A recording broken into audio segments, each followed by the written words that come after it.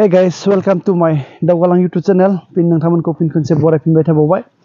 दिनैनि ब्लगखौ ओरैबायसा ब्लग बुंजाला बेखौ जेनेबा नोंथांमोननिसिम मोनसे थेंक्स होनो नागिरनानै लानानै फैनाय जादों। मानो होनब्ला बेयावहा ओरैबायसा गोजोननाय मोनो दिनै मानो होनब्ला आंनि चेनेलावहा नोंथांमोनाबो ओरैबायदि सापर्ट खालामबाय मानो होनब्ला 1K जानानै फैबाय। बे 1K जानायलाय जेनेबा दिनै आंनि गोसोआ गोजोनदों। नोंथांमोननो थाखाय होफिननो जेबो गैया। नोंथांमोननि अननाय मोनदों, नोंथांमोनखौ बहुत गोसो गोरबोनिफ्राय थेंक्स होदों, धन्यबाद होदों। आरो मा बुंबावनो जेनेबा आंनिफ्राय बुंनांगौ जेबो गैया। थेवबो नोंथांमोननिसिम जेनेबा आंनिफ्राय गोसो गोरबोनिफ्राय गोजोननायखौ बावहरदों।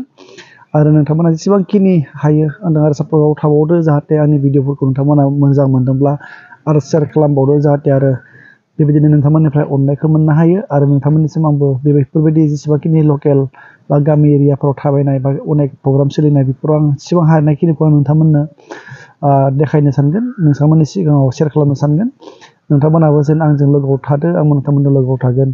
1K जाब्लाबो जेनेबा जेबो सेलेब्रेसन खालामनो हायाखै, थेवबो मानो होनबा मनिटाइजबो जायाखै नालाय चेनेलाबो वाच टाइम एसे नांबावगौ जादों।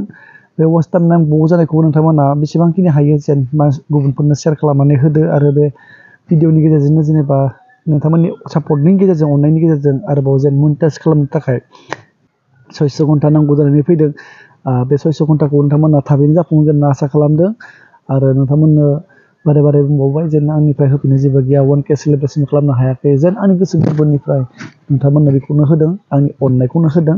जेन नोंथांमोना माबायदि मोनदों आंनि चेनेलखौ मोजां मोनदोंब्ला आरो बिसोरो आंनि भिडिअफोरखौ नायनानै मोजां मोनदोंब्ला आरो गोबां मानसिफोरनि सायाव नोंसोर शेयार खालामना होदो।